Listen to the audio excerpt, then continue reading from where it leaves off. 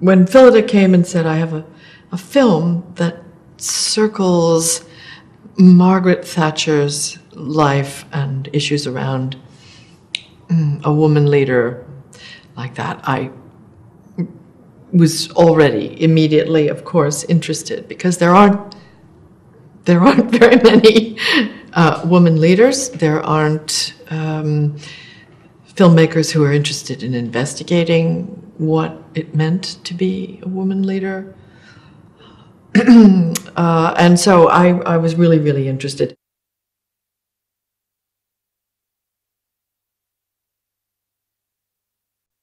One thing you really do come away with an appreciation with after playing a character of sort of Shakespearean proportions is you have, I feel very humble and daunted by the prospect of what she really took on her shoulders. It's an enormous, terrifying,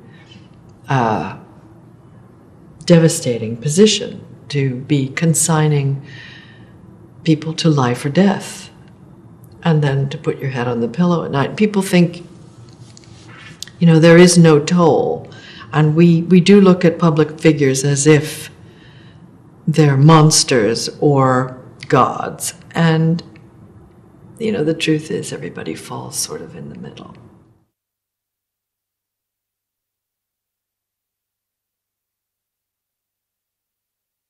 Margaret Thatcher really did break ground in that she showed a way that a woman could be a leader, and without, it was really interesting.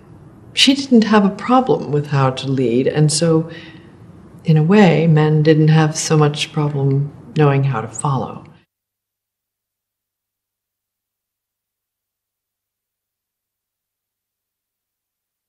Well, I didn't come into the film with a political agenda about Margaret Thatcher. I honestly knew quite shockingly little about her policies. I knew that they were in line with many of President Reagan's policies, and with which I was more familiar.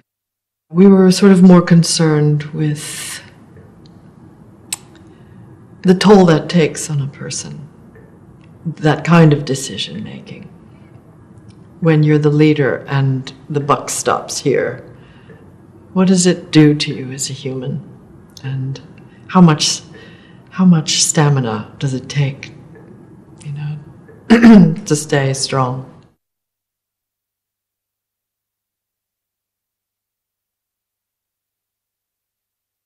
Jim Broadbent is so deeply funny, and as an actor, even in the most serious roles, he brings an antic quality in many of the things that I've seen him do. And it's a quality of a tender kind of humanity that's just very touching. I was so glad when he agreed to come on board. Because we owe him the heart and soul of the film, I feel.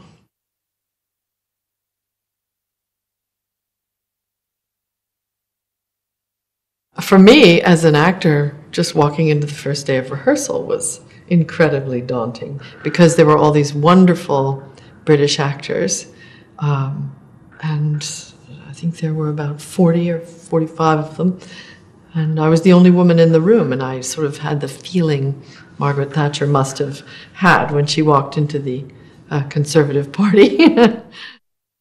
All those gents were so great to me and welcoming in this territory where I really don't belong, as the interloper, the American. But in a way, I had courage to play Margaret Thatcher because she was an interloper in this, you know, Oxbridge-Etonian Conservative Party into which she marched undaunted. And I thought, well, if she can do it, I can do it.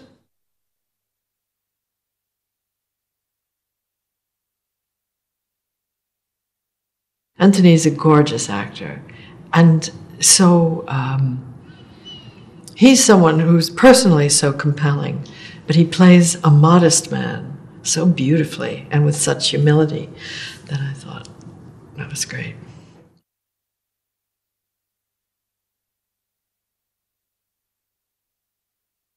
Alexandra Roach played the younger Margaret Thatcher, and there was a great deal of talk about how to get her beautiful little upturned nose to look like mine.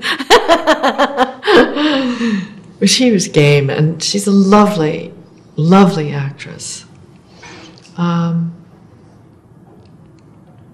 just think that the relationship that she had with Harry, who plays the young Dennis, was really wonderful. And the care they took with sort of trying to make those young people have the flavor of the older ones. You know, I thought that was great. Really, really good work.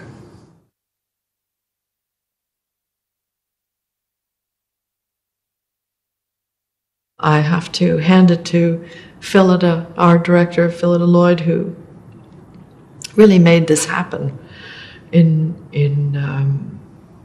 almost inexplicable ways. I don't know how she quite achieved it. I think her greatest qualities as a director, I mean, there sort of isn't a department in which she doesn't have absolutely the best attributes. She has great patience. She has great clarity of mind. She never veered from the film that we all had discussed years before making. She never veered from that vision during the course of the film. And often, filmmaking is so weirdly visceral that you can start out to make a film and then it'll morph into something else, and you throw up your hands and say, well, it just got out of the barn, you know. It is something else. But that didn't happen with us.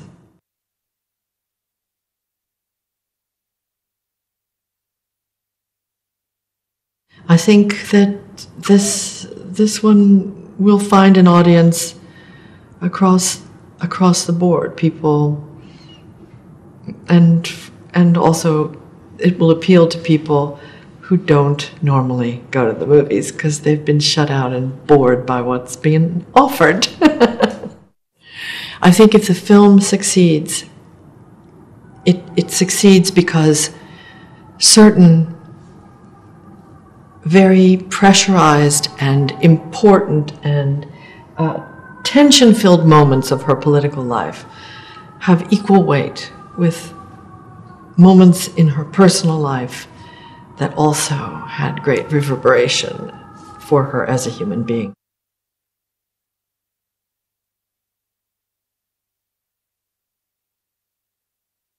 The best part of making the picture was really the opportunity to look at a whole life. Because at this point in my life, you know, you do look back and you think about the whole history. Sometimes it's overwhelming how big a life can be, how crammed with events that seem momentous at the time.